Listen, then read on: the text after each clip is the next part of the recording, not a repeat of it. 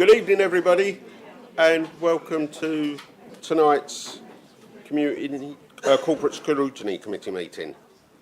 My name is Councillor Paul Heath, and I am the Chairman of the committee. Before I begin the meeting this evening, I just have a few items of housekeeping. This meeting is being held in hybrid session in respect of agenda item number 5, Scrutiny of the Council's Budget for 25-26.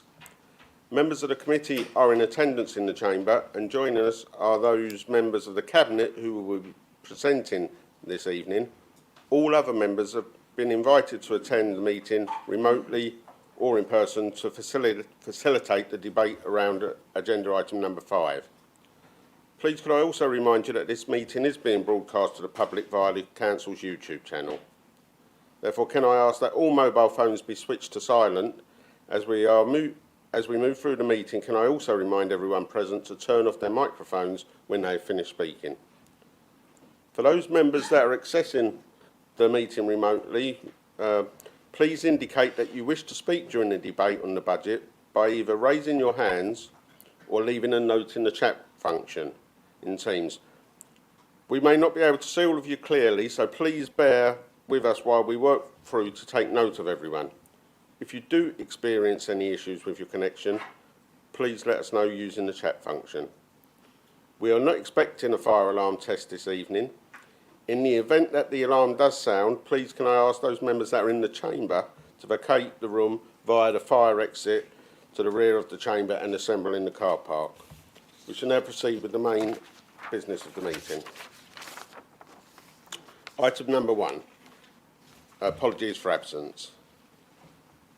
Can I confirm that we have received apologies from the following members: Councillor James Abbott, Councillor Iona Parker, with Councillor George Prime being appointed as a substitute, Councillor Justin Wrench, with Councillor Richard Van Dalken being appointed as his substitute. Are there any further apologies tonight? There are no further apologies. Thank you, Chairman. I will therefore proceed with item number 2, which is the declarations of interest. Do any members present have any disclosable pecuniary interest, other pecuniary interest or non-pecuniary interest that they wish to declare this evening? Please state the item and the nature of your interest.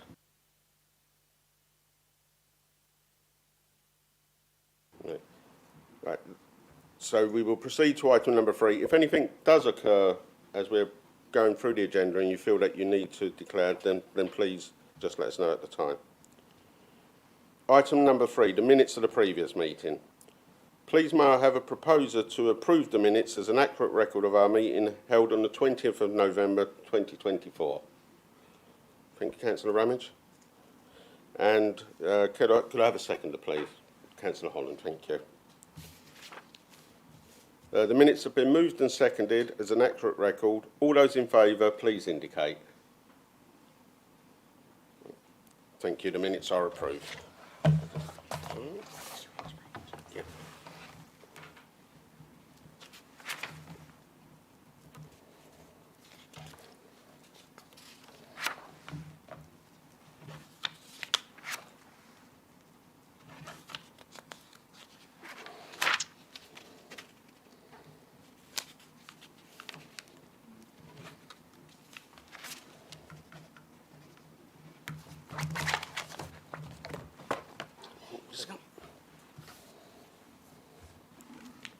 Right. Moving on to item number 4, which is the public question time. Members, I can confirm that there are no registered speakers for this evening's meetings, so we will proceed onwards to item number 5, which is the scrutiny of the council budget, the 2025-26 update. Members, for this item, we will receive a presentation from members of the Cabinet. The report for this item was circulated separately to the agenda for this evening's meeting as part of the Cabinet agenda publication. The report has been prepared by Phil Myers, Head of Finance, who is also in attendance, together with the members of the Cabinet. All members in attendance this evening will have the opportunity to ask their questions of the Cabinet in respect of this item, as there will be a session after the presentation. I would therefore ask members do not indicate that they wish to speak until I open that session. Can I now invite Councillor Graham Butland, Leader of the Council, and Councillor Kevin Bowers, Cabinet Member for Finance, Resources and Performance, to set out the presentation. Over to you, please. Thank you, Chairman. Cabinet has not yet determined the budget, Chairman. As you'll be aware, it meets on Monday. So this is an opportunity for all members of this committee to feed into that debate, which will take place on Monday, and then the recommendations, which will be forwarded to full council on the 14th of February. And I hope members will take every opportunity to come forward with any ideas they think may or may not be appropriate to the budget that we are proposing.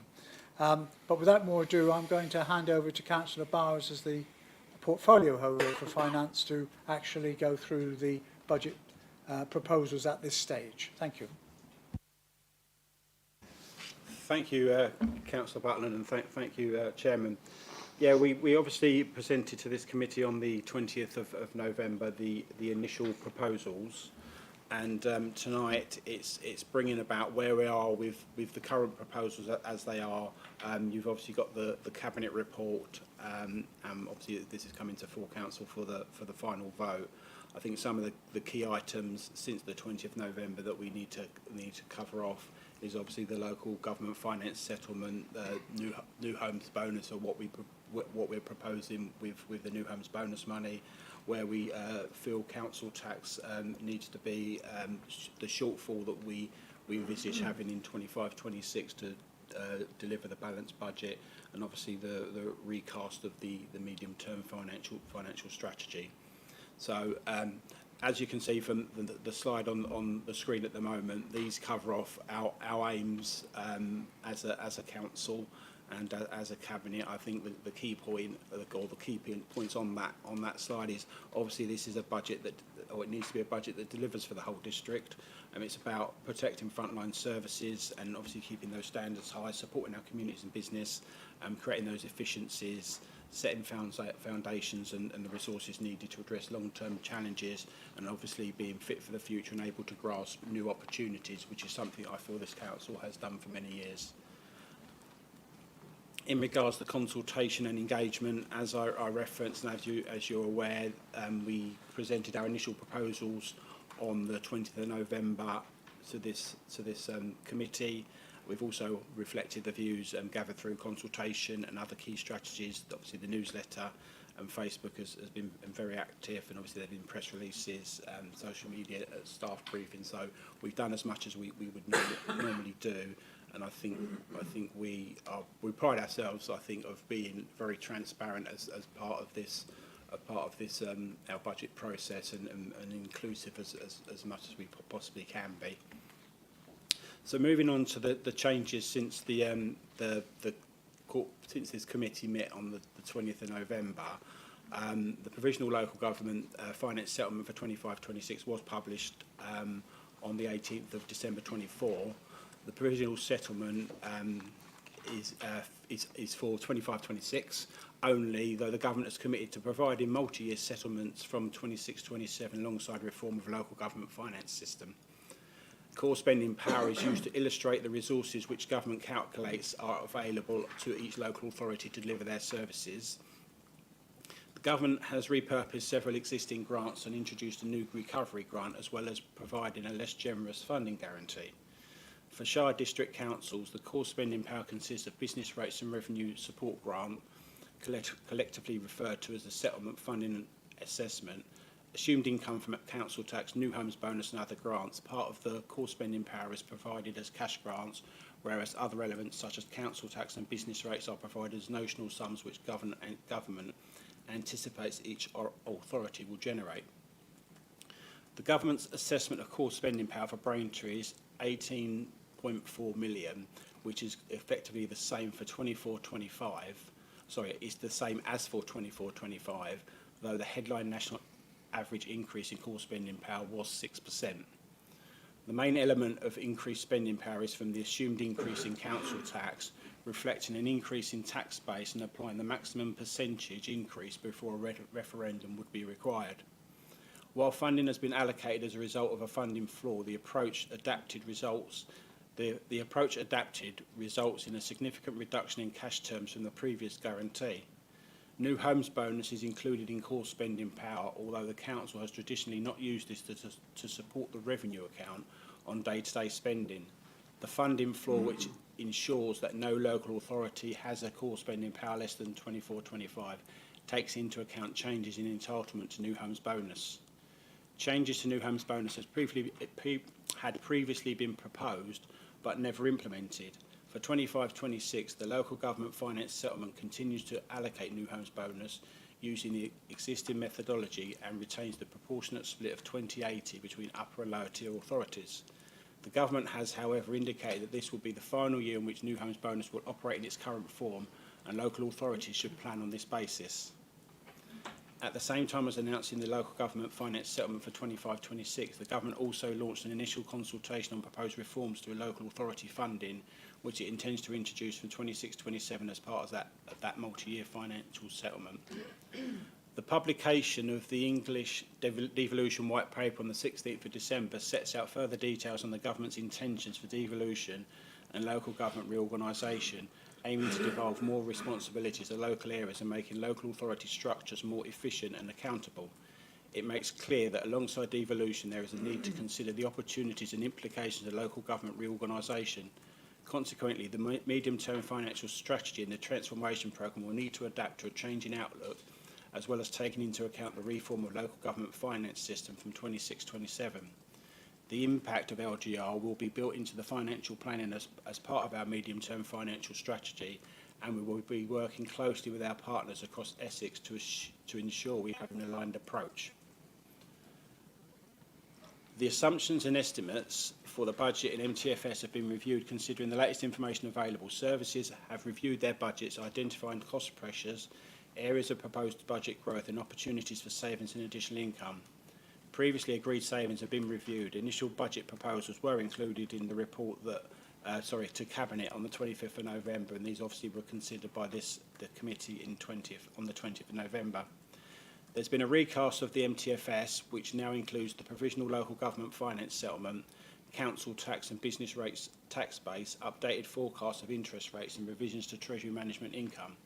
Following the changes announced in the autumn budget to national insurance contributions, the government committed to compensate public sector organisations for the increased cost in relation to directly employed staff. The local government finance settlement also includes outlined details of the arrangement for compensation to local authorities.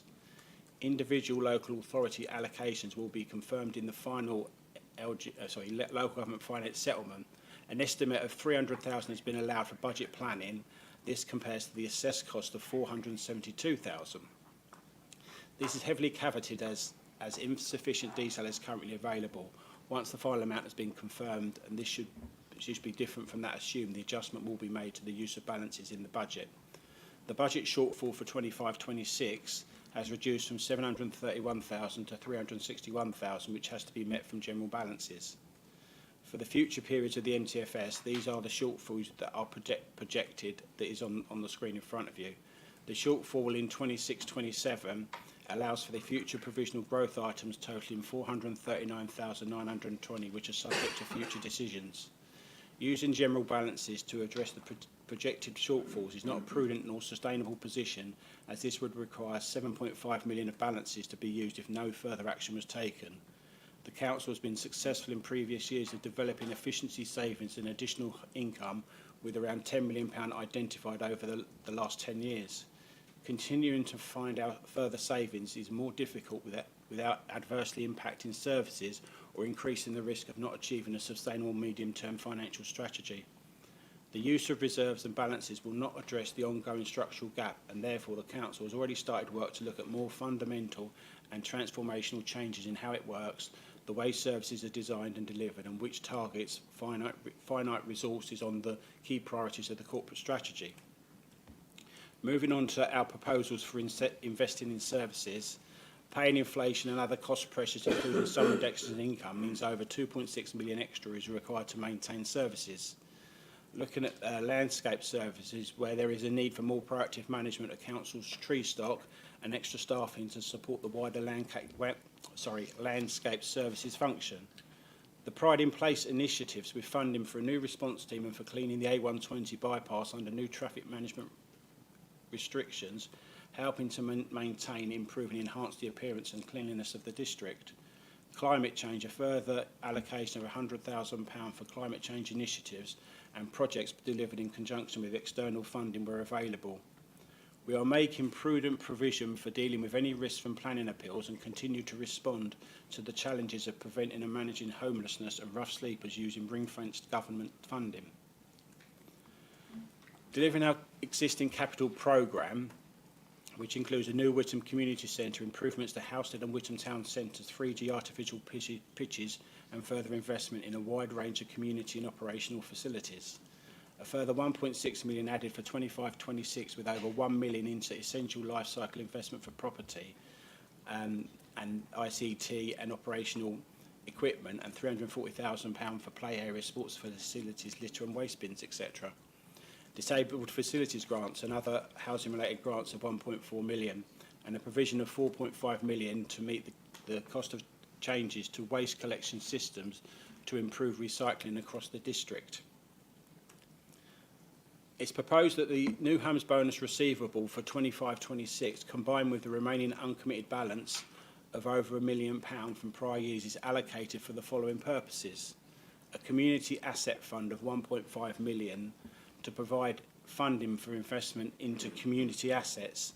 Opportunities will be explored to deliver capital improvements to community assets across the district. Housing initiatives, with £500,000 being set aside to provide extra one-off funding to respond in the most appropriate way to the growing pressures on the availability of temporary housing accommodation. A sustainable capital programme recognising that existing capital resources are largely committed. The balance of £554,272 left would be to use alongside any other new capital resources generated to maintain an active and responsive capital investment programme. Moving on to supporting our communities, cost of living, the budget retains the balance of the cost of living fund to use in 25-26 supporting residents.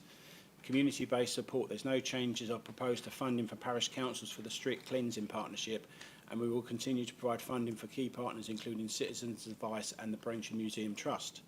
The Council of Community Grant Scheme continues to provide each member, or is planned to continue to provide each member with that £1,250 to allocate to projects in their ward. Over £8 million of support to low-income households of both working and pension age through the local council tax support scheme. We also have an exceptional hardship fund and extra support on housing-related costs through the discretionary housing payments fund. Regarding balancing our budget, additional income and savings of £2.1 million from Treasury Management and Garden Waste Service and other commercial income.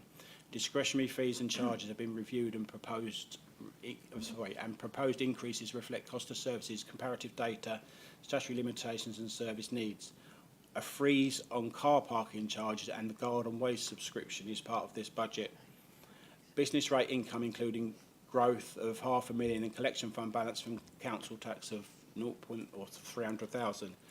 Use of general fund balances for one-off investment and also to close the residual budget gap.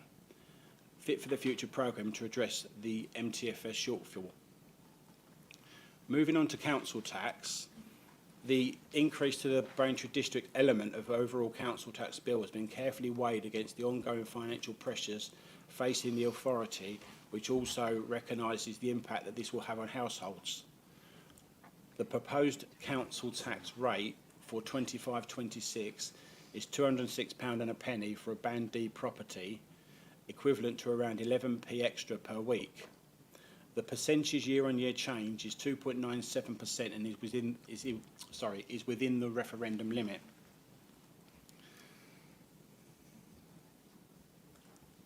Chairman, I do apologise, we haven't taken permission of the camera.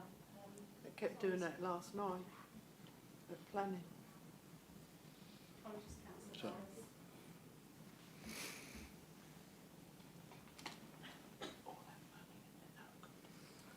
We believe we restored it. Thank you.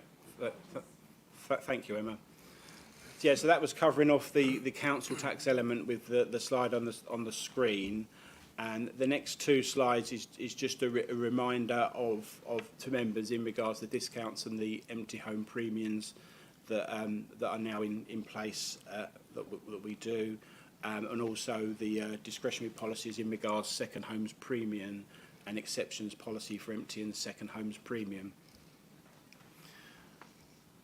Just in conclusion, the next steps following this committee is early February is the final local government finance settlement, including the confirmation of the national insurance contributions. 3rd of February on Monday, Cabinet agree final recommendations to full council. 5th of February, we've got the Governance and Audit Committee who will be considering the Treasury Management Strategy. And then on 24th of February, we've got full council where the final budget will be agreed by all members. The last slide on the screen, I'm just going to hand over to Councillor Butland. If you just Well, I want... think if there are any comments or questions first. Okay. So I think if we just open up to questions first, Chairman, thank you. Thank you, Councillor Bowers. Right. I will take questions from the committee members first, followed by all other members afterwards. Do committee members have any questions in respect to the presentation? If you could please give us a show of hands.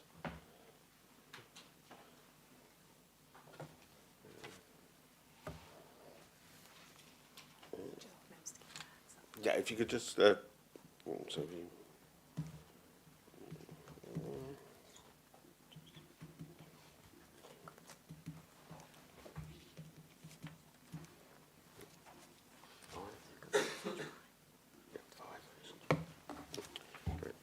right, thank you, members. So we'll start with Councillor Beavers, please.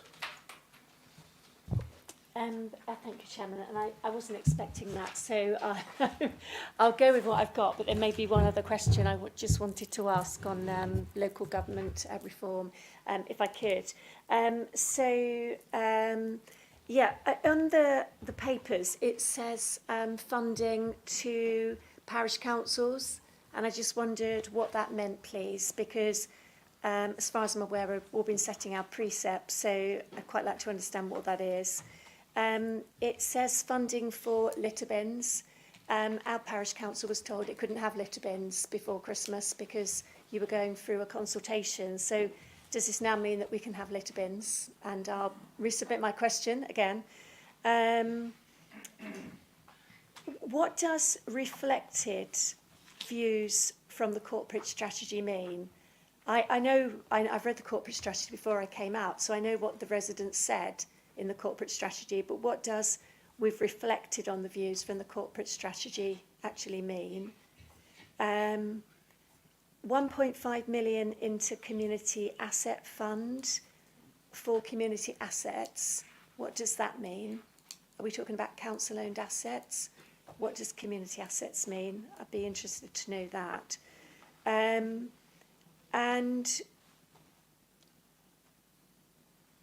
yeah, income and savings of 2.1 million found from Treasury Management, garden waste and commercial income. But I'd like to really understand this a bit more, and I'll submit a written question actually, because in one part of the budget we speak about 4.5 million need to be found to go into the new curbside recycling, of which the green bins are all part of this new proposal. And yet, on the other hand, we say we've got extra money that's come in, and that doesn't quite sit right with me. And it's come up at Parish Council, so I'd like to understand that a bit more, please. And the other question on LGR, Chairman, if I could, I'd like to come back on that. Thank you, Chairman. Councillor Bowers, please. Thank you, Chairman. I'll try and answer what I can, and I think I'm just going to ask Councillor Cunningham just to touch on the bins and the parish council part of that. In regards to the funding to the parish councils, my understanding is that is just referring to the street cleansing agreement that we've discussed before as a council, and that remains unaffected, and we like to notify parish councils as soon as possible, because obviously budget setting as well, but that's basically what the parish council funding refers to.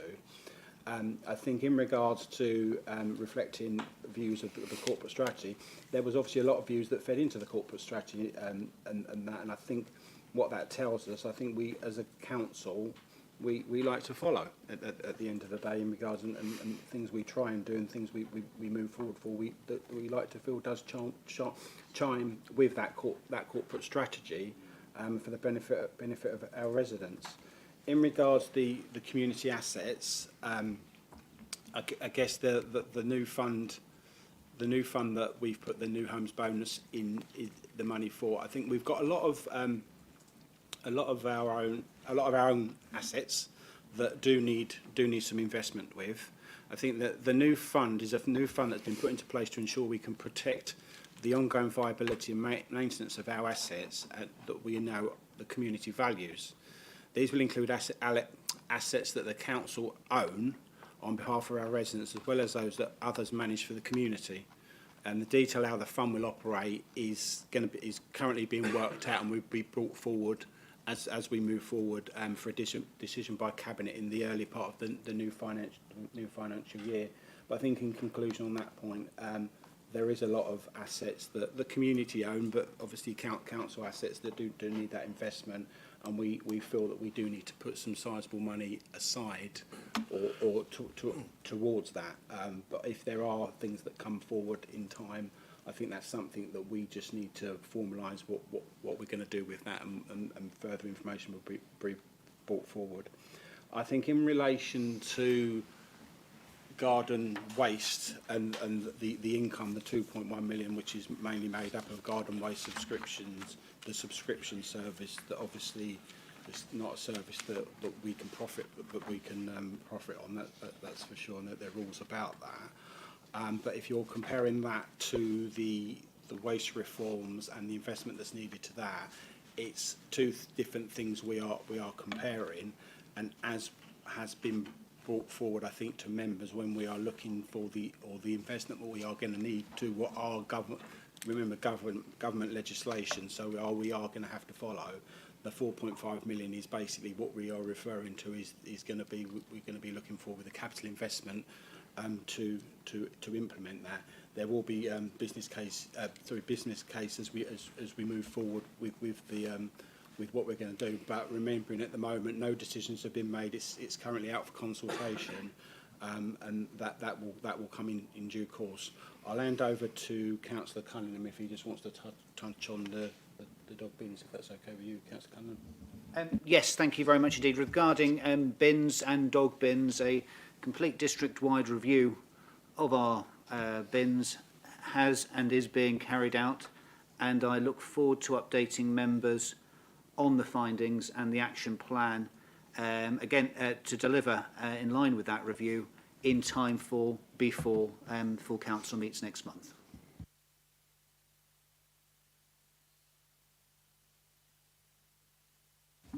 Thank you. Has that answered your questions? Thanks, please. Yep. Thank you, Chairman. Just two quick questions, if I may. So just to come back on the changes since CSC on the 20th of November, so a recast of the MTFS inclusion provision for the LGFS. Could you just elaborate on that a little bit, please? Thank you. The recast with the local government finance settlement. Yeah. That's basically what that refers to. Is that what it is? Yeah. Okay, cool. Yeah. Okay, that's fine. And then my final question is, when we were talking about the council's corporate strategy, I seem to recall that one of the things that our residents were really quite concerned about was community safety. And last evening we had the news that the Police, Fire and Crime Commissioner are going to be taking away our PCSOs. I'm sure that every member here works with theirs, I certainly do, and so does Councillor Taylor. And there'll be a gap in our village, actually. And I just wondered whether something is going to come forward in the budget or your proposals to help us address community safety in our villages. Thank you. That clearly is a matter for the Police, Fire and Crime Commissioner, whose budget will be scrutinised next week by the panel. It is not for us. We do not fund the Police, Fire and Crime Commissioner. And I do appreciate that there will be concern. I think there's something like 90 PCSOs across, 91 across the, 99 across the county. And also there will be issues for, we know, for example, in our district, both Whittam Town Council Chairman, that you are a member of, and also Halstead Town Council are also involved in that, and there will be others as well. But much though we might like to do it, if you read, I mean, you know what the position is. It's not as though we have a golden pot that we could hand over to the Commissioner to say, here, fill the gap. So I do understand your comments, but there will be no proposals coming forward to be able to bridge that gap, I'm afraid. Thank you. Councillor Coulthard, please. Thank you, Chairman. I think this question is for Councillor Bowers. It seems the local government settlement for 2025 to 26 is significantly down on the previous year regarding the funding guarantee. Is that in fact the case? And if so, what does that mean for the council and the services we provide and that our residents rely on? Thank you. Thank you. Thank you, Councillor Courtauld. The local government settlement provides detail of the core spending power the government assesses councils have in order to fund their services. Nationally, as I was referring to, it has provided a 6% increase in cash terms to local government. However, for many authorities, including Braintree, the settlement provided no increase. The government has repurposed several existing grants and introduced the new recovery grant, and as well as providing a less generous funding guarantee. The combined effort being to redistribute funding to upper tiers and unitary authorities and in general to local authorities in the north. The budget proposed for 25-26 includes the impact on the local government finance settlement on the council's finances. Alongside that, for 25-26, as I kind of referenced earlier, the government has also announced reforms to the system from 26-27, which they're currently consulting on.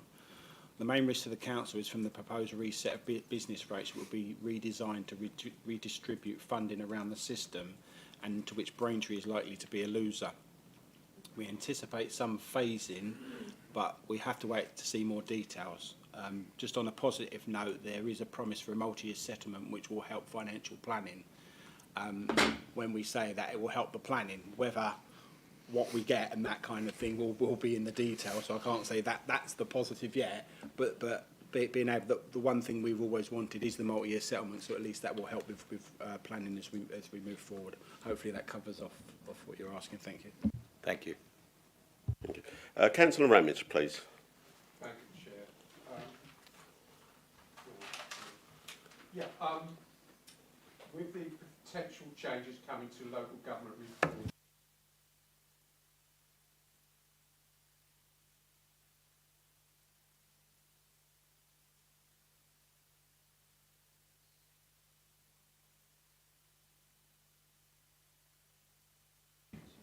Thank you. Thank you, Councillor Ramage.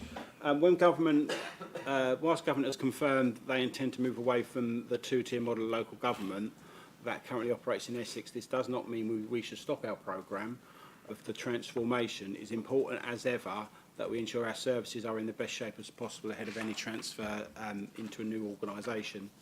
Although we're still waiting for confirmation of the timeline regarding LGR in Essex, officers have initiated a review of the planned transformation programme to ensure it aligns with the new direction of travel. This includes a review of the Causeway House refresh project to ensure that any investment would still represent good value for money when considering potential changes, although it should be noted that BDC will continue to operate from the current building for at least 2 years and potentially more. Currently, we are not under any contractual arrangements for the Causeway House refresh project, and therefore we have scope to change the project should that be deemed necessary, and this is under active consideration. Looking at other areas that have been through LGR, it is clear that there continues to be a need for operational premises and across the new unitary area, so the building is likely to be in operation for many more years to come. Hopefully that covers off. Thank you, Councillor Ramage. Thank you. Councillor Prime, please. Thank you, Chair. I have a question for you on the budget. I noticed from the Cabinet report, as well as having a budget gap in 25-26, this increases significantly 26-27. Can you provide some more details why there's an increase? Thank you, Chairman. Thank you, Councillor Prime. Yes, you are right. There is an increase in regards to the 26-27 position as reflected on the table in the report. Just to give a few sort of details in the reason of that, there's a roll forward of the budget gap from 25-26 to be met from balances, and that's 361,000.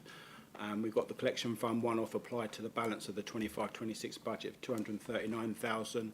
There's provisional growth items in the 26-27 or proposed for 26-27. Obviously, a decision would need to be made as we move forward, but that is in the appendix of 440,000 of growth items that we're proposing already. There's pay inflation, financing fees and charges of over £1 million.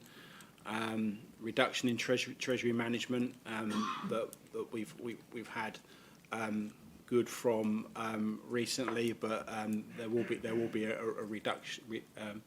reduction in that. So although there will be potentially, obviously, when I say increased council tax, we're not deciding on what council tax will be in 26-27, but obviously if what we're proposing is voted on, obviously that will be a positive, but we are still projecting that shortfall of over 2 million. Thank you. Thank you, Chair. Thank you. Councillor Holland, please. Thank you, Chairman. I wanted to follow up on the theme of waste services brought up by Councillor Beavis. Obviously, change management and change is coming. Change management is very important and also costs.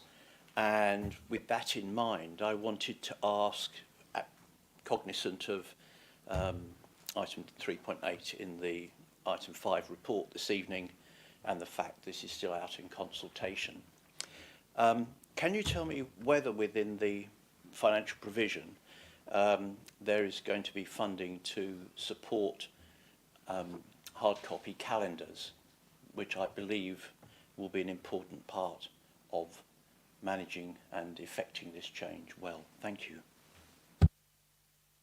Thank you, Chairman. Through you, thank you to Councillor Holland for that question. Whatever proposed waste collection process that is agreed by Cabinet in May is going to need a comprehensive communications package, and we're very, very mindful of that to communicate to all residents of the district and the significant changes to this most important of their service. So in order to ensure that transition is smooth as possible, if it requires us to produce up-to-date calendars or some form of printed published document along those lines, then that is something we would be very keen to bring forward, and the provision is there to do that, or something very, very similar. Thank you. Thank you very much. Thank you. Before I move on, yes. Thank you, Chair. My question is on planning fees. I noticed that the shortfall we have due to planning fees, and these have obviously impacted the budget setting. Do we know what the expected impact is going forward with these fees also expected to increase? Thank you. Thank you, Chairman. Thank you for the question. Planning fees, the income from them is largely driven by market forces. It's a fairly sort of simple equation, really. The less applications that come forward, the less income we have. And in previous years, when developers, landowners have been very keen to put forward applications, the income has been good. It has, I think everybody will be aware, recently has fallen off, and that is down to the market being a lot slower in terms of building. What will help is the fact that we have now been allowed to increase planning fees. They have not previously, and still actually largely won't entirely cover the costs to any local authority of processing applications, but it will help. and it will help close that gap. For those of us who saw and heard the Chancellor today, in her statement, it is very clear that the government are extremely determined to push on with their building programme. That for some people is a positive, for others, I appreciate it, it may not be. One of the issues is most certainly going to be that over 50% of local authority planning teams in this country are under-resourced. That's not just for us, not just for Essex, it's a national issue, that there are not enough qualified planning officers to go around. So that is going to be a challenge when the government has set us targets for house building. But we have a very solid, very good team here at Braintree, and we are very determined and will do our absolute best to, you know, to make the targets and meet the challenges. But certainly the increase in fees will help. But as I say, it's a fairly simple equation. The more applications that come forward, the more fees that come in. If those applications drop off, then we have a shortfall. I hope that helps. Thanks, Chairman. Thank you. Any other questions from the committee before I open it up? Right. Thank you, members. Before I do open the floor to wider questions, can I ask that those in the chamber and those attending remotely raise their hands if they would like to ask a question of the Cabinet. For those members that are attending remotely, you can indicate via the chat function on Teams if that is easier. We will then compile a list of those who wish to speak and come to you in turn. Members, please could you raise your hands if you wish to speak.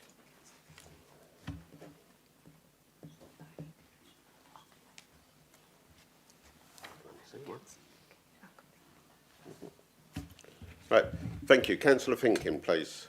Thank you, Chair. I'd like to ask what opportunities... Start again. I'd like to ask what opportunities the budget will provide for the development of a community hub in Halstead. We see community assets are on the list, and other parts of the district are getting support with developing community assets, and we're particularly concerned about the need to develop a community centre or a community hub in Halstead. How can the budget help us to achieve this? Thank you. Chairman, anything will be considered as long as there is a proper business plan, and we'll require that for all community assets. £1.5 million is not a huge amount. Sorry, I've got my back to Councillor Finkin. I don't feel I need to do that. So, and I know what, and we all know what Councillor Finkin is referring to. Yeah, it will have to take its place. What we want to do is to use some of the £1.5 million from the new homes bonus to be available to support assets which are owned, used and utilised by the community to support their ongoing usage as well. So I can't say, yes, it will be for Halstead, or no, it'll be for somewhere else or like that. We will need to see and draw up the sort of guidelines for how that money might be applied for and allocated. But it wouldn't necessarily rule anything out, but it's something we'd have to have a good business plan, show good usage by the community and support, etc., for the future. Because this is about the future. It's not about just you know, propping up anything that might be a nice thing to have, but nobody uses it. Thank you. Councillor Taylor, please. Thank you, Chairman. Question to Councillor Bowers.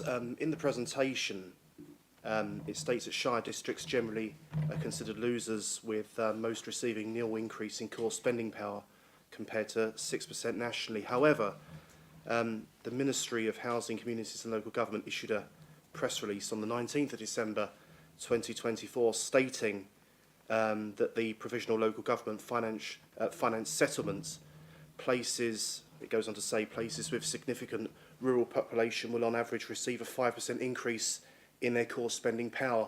Clearly there's a contradiction between the presentation and the diktats coming out of Whitehall. Just wondered if you could comment on that, please.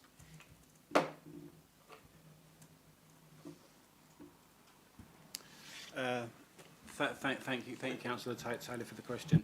I think at the end of the day, obviously there's information that comes out, but there's obviously we can only do what we can do in regards what we get from the finance settlement, and we look about what we can do for all areas of our district, because obviously we have a diverse district, urban and rural. I think as I've articulated and is in the cabinet report, even though the finance settlement for us as a council, though the overall the impression is there a 6% increase, like I said before, we are one of the losers in that, like many shire district councils, and we've only got a finite amount of resources to do what we feel is right. I think we need to do what's right for this district and its taxpayers, and that includes the whole district. And I think I feel that's what we are doing. Thank you. On that basis, Councillor Bowles, would you therefore say, compared to other local authorities across the country, that Braintree is in effect seeing a real terms cut in its settlement? Yes. Right, thank you. Before I close the debate, members, and the online members, has anybody else got any question that they would like to ask this evening? No, they're both shaking heads. Thank you very much. Right, okay. Chairman, sorry.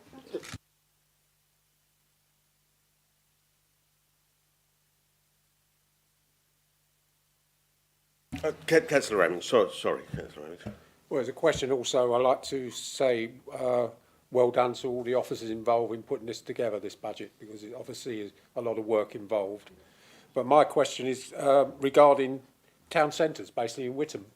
I would like to have an update regarding where we are as far as the progress of getting this completed, because it's been going on for quite a while.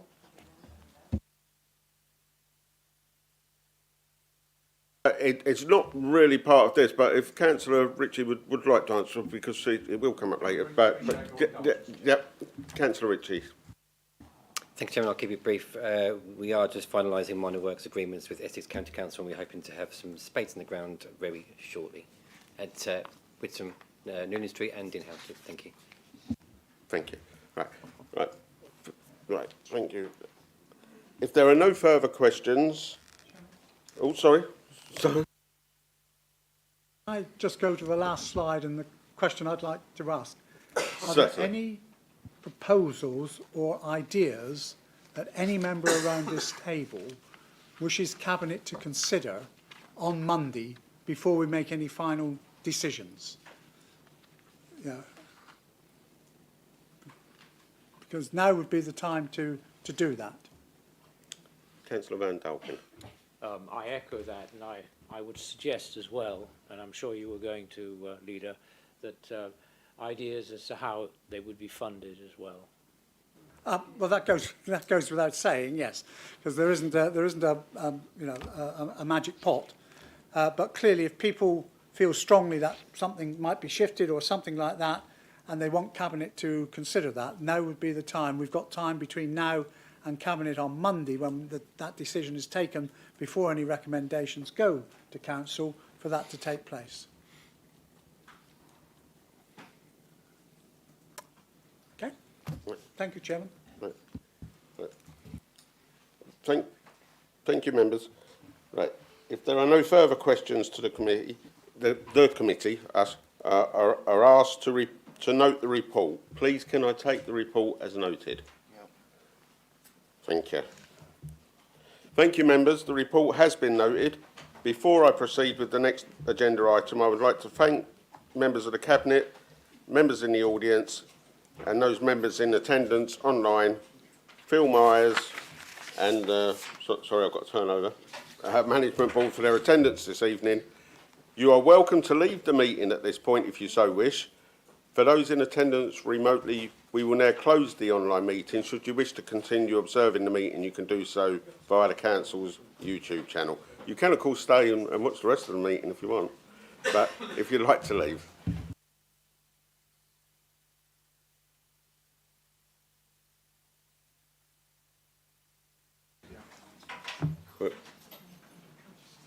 We'll just give those members that are leaving a moment before we continue.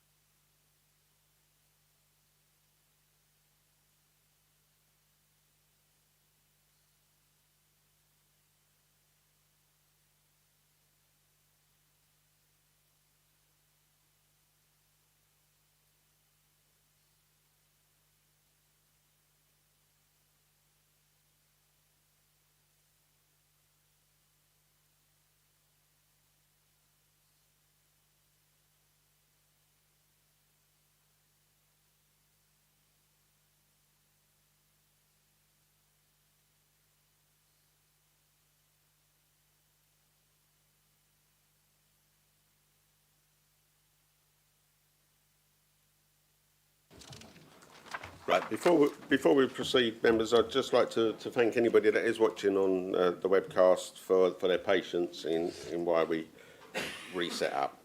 So we will now proceed with the agenda item number 6, which is the second quarter performance report for 23-24. Members will see that this report is set out on pages 6 to 49 of the agenda and will be presented by Tom Williams, Corporate Performance Coordinator. Tom, thank you for your patience in waiting to present. Please, could I ask you to do so now? Thank you, Chair. Good evening, members. As stated, the second quarter performance report, which covers June to the end of September.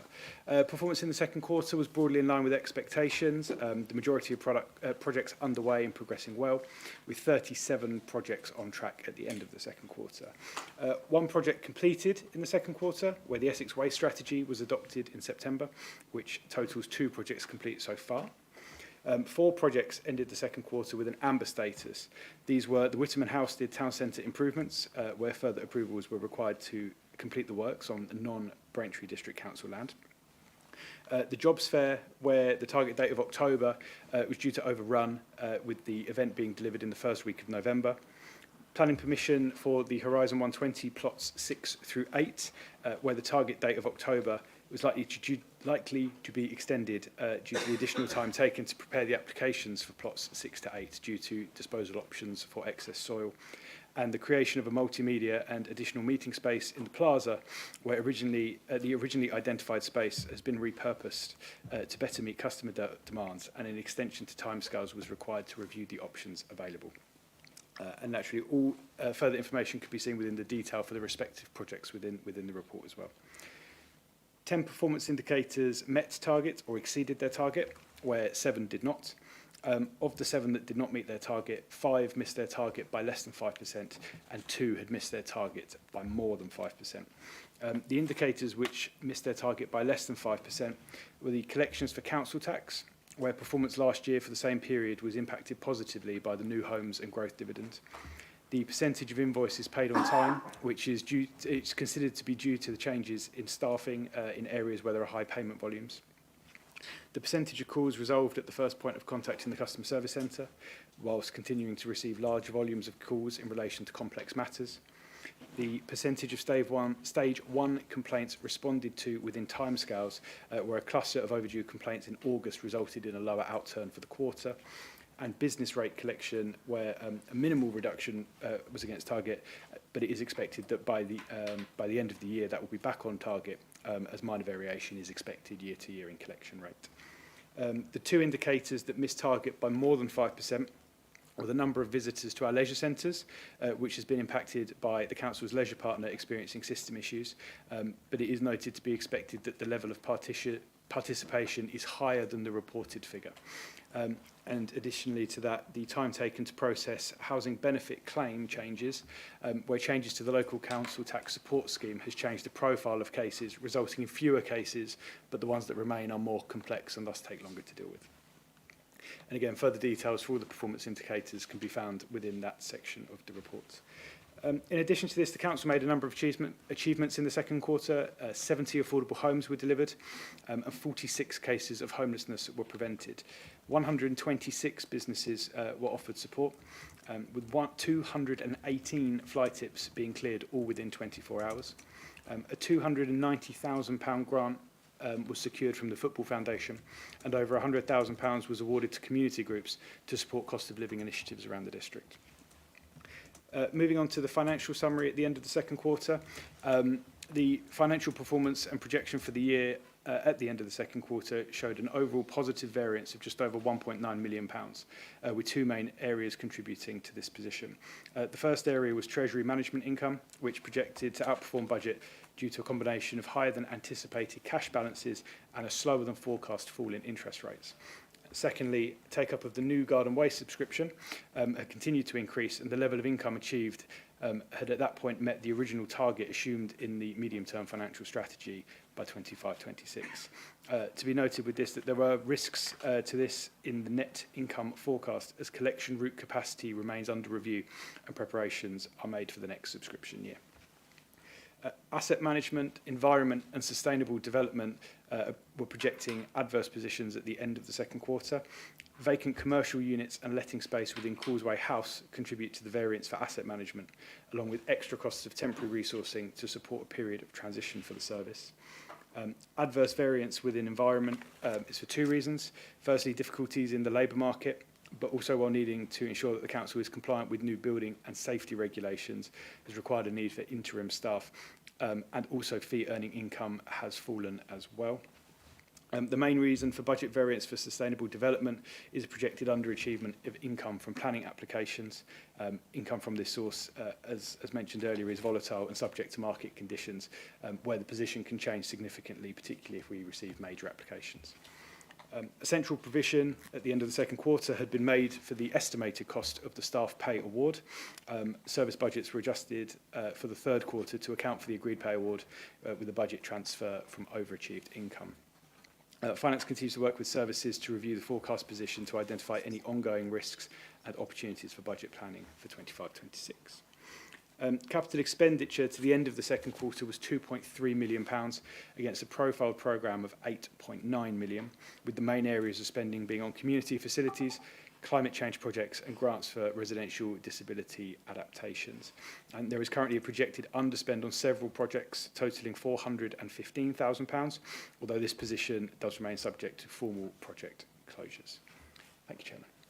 Thank you. Thank you. Members, any questions, please? Councillor Beavis, please. Thank you, Chairman. And I just wanted to thank Tracy and colleagues for the report. And, you know, I always try not, and I don't mean to be so negative about, because I know how much work and good work goes into all of this. But, you know, it is our job, isn't it, to unpick some of it. And and there's so much one could pick on, actually, in terms of getting a bit more information, but there's just a couple of bits that have come to my mind, really. So it's really good to get that 290k from the Football Foundation. That's a really good effort that goes into that. And I just wondered if the officers are doing that for Whittam, have we learned something where we could implement it in other football clubs around the district, outside of Whittam? I'm just, you know, it's such a good achievement. Surely there must be a way that we can do more for our other clubs. So I just wanted to pick up on that. I wanted to pick up on the plaza, where I think it's said that part of it is going to be repurposed and it's not quite being used in the way they thought, and they're going to put a gym in. Did I read that correctly? That they're going to put a gym in there, and they think that's because that's what the community or the market want. And again, how that came around, and you know, when I think of the village that I represent and the amount of buildings that Braintree own, are we talking to them as well? So again, that is just another observation that I wanted to pick up on. And I do apologise, there was one other thing and I'll have to come back to it, but there were three specific things, but I'll pick on that other piece. And I know the questions I'm asking aren't specifically related to that project, but they broadly are, really. I've just remembered what the other one was, actually, the third question. It was brought up in the earlier piece about the refurbishment of Causeway House and partnership working and what might or might not come into the building. And because we really don't know what the future holds, you know, but we do know this building isn't going to be knocked down, it's still going to be here, and it will be used in some sort of partnership way. So is there anything, any other intelligence we can have at the moment about other projects that might be forthcoming? Thank you.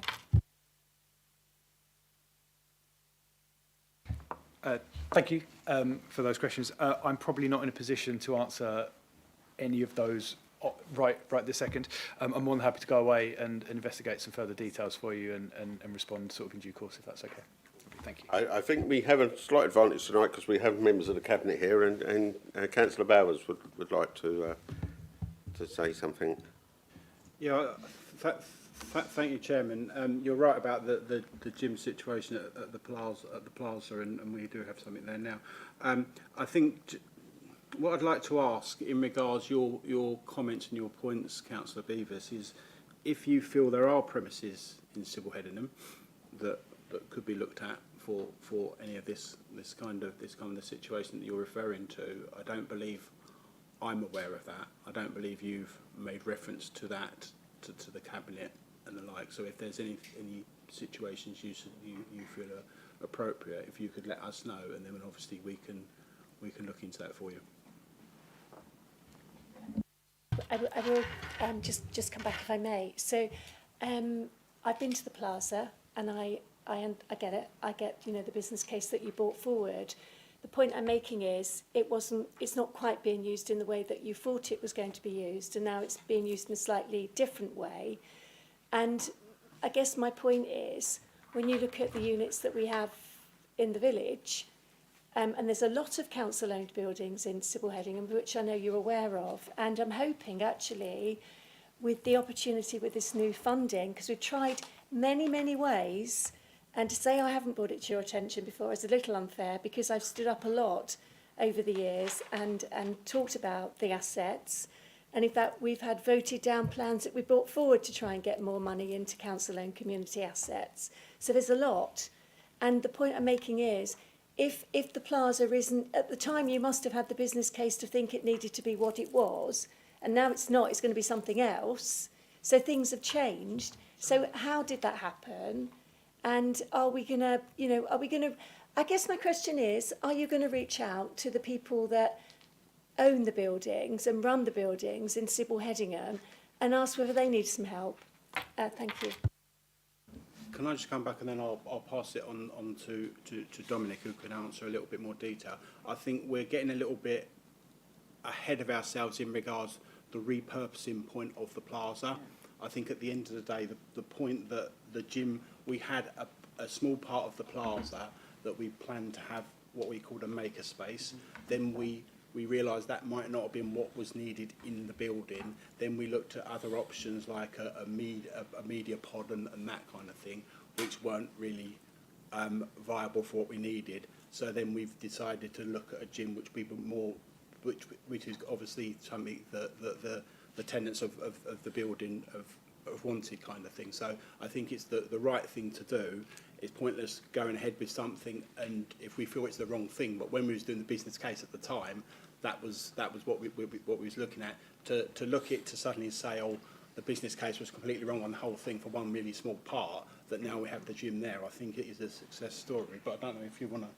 I'll associate myself absolutely with those remarks. I think that's spot on. The building, I think we would probably suggest delivers exactly what the business case was there to deliver, which is 42 lettable office spaces and a co-working space, which actually has been probably much more successful than we'd previously imagined. And absolutely, in terms of the maker space, that was one room in the building which it made sense to re-provide a different facility, and a gym facility which the tenants have requested.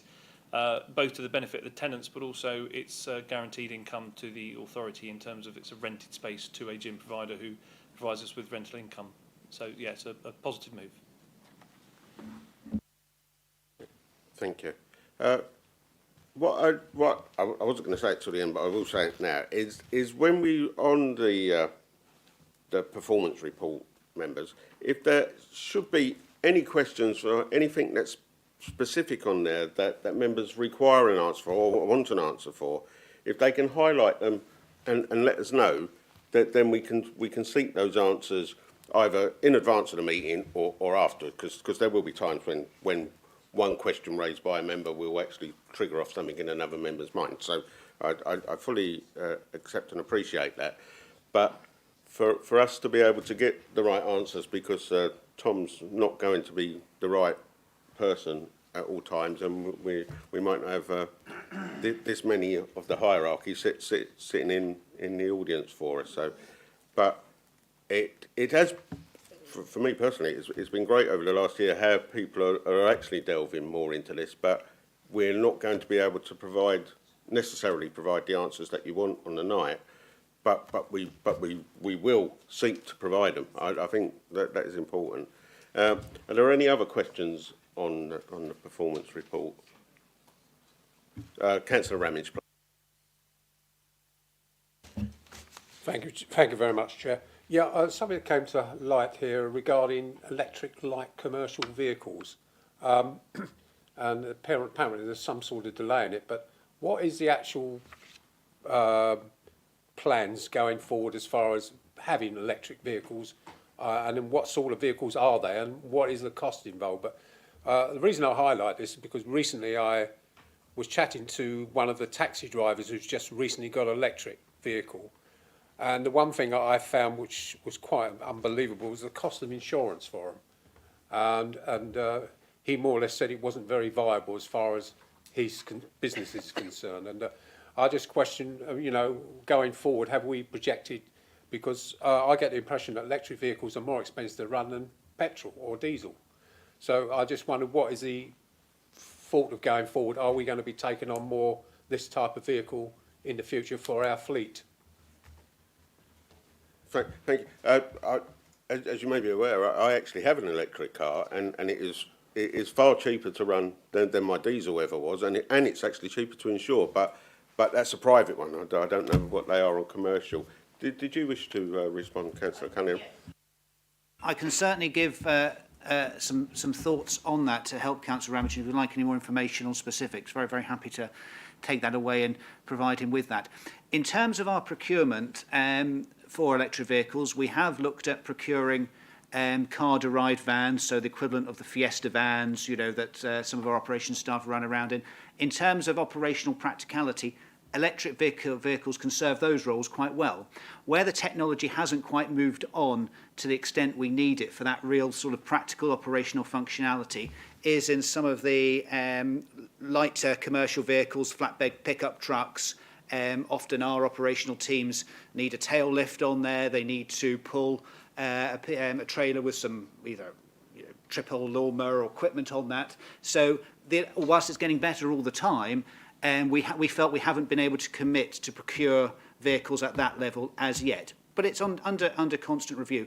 Where I think we are some way off is, I think it's going to be a long time before we have an electric bin cart that can take leave the depot in Braintree and go to Steeple Bumpstead or go to the Sudbury border in terms of range and practicality. But it's getting better all the time, and it's something that we're continually looking at. So that's basically our procurement of new vehicles has been based on the functionality and the practicalities at this given time, but as I say, constantly under review, and we have committed to car-derived vans and other small vans that are electric.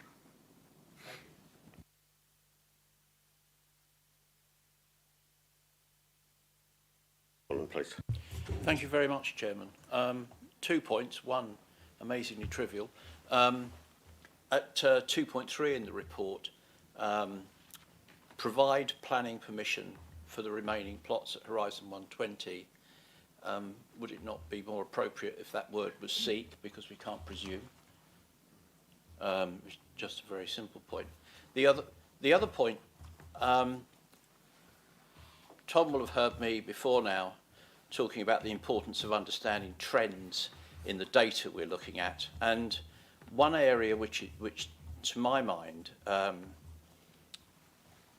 highlights the need not only to look at that, but in actual fact have well explained narratives around the data provided, is in the complaints section of the report, which I think is commendable in the information that's provided. One of the things it highlights is, for me, in any case, is the very real difference between an issue which is created by a systemic problem within the organisation, and what I would regard as a rather more trivial, if somewhat annoying for the resident, issue such as their bin not being collected. And so what I would say is, on the face of it, when I first looked at the numbers provided, it looks as though there's a year-on-year trend upwards in the number of justified complaints. What I would then point out is that in the narrative and comments below that, it explains that quite well. So where that takes me is to, this is not just about whether a complaint is justified or otherwise, could we include some notion of the gravity of the complaint? Because I think there is a vast difference between a complaint which highlights a systemic issue in the way we work and a more simple and fundamentally trivial one, such as an individual service failure around bin collection. Thank you. Lovely. Thank you, Councillor Holland, for your comments, particularly around the commentary. That's nice to hear, so thank you. In respect to the complaints policy, that is not a policy that I am personally responsible for. It's certainly a question that I can ask on your behalf. But any sort of additional recording of detail or analysis of that complaint in that sort of lens would be something that I imagine would need to be reflected in the complaints policy for the organisation. Thank you. Thank you. Anybody else? Right. Thank you, Tom, and members. If there are no more questions, we are asked to note the report. Please, can I take it that the note is reported? Thank you. Thank you, members. We will now proceed with item number 7, which is the decision planner for the 1st of February 25 to the 30th of April 25. Members, we are asked to note the planner for the period the 1st of February 25 to April 25. Before we do this, do members have any issues that they would like to raise in respect of the decision planner?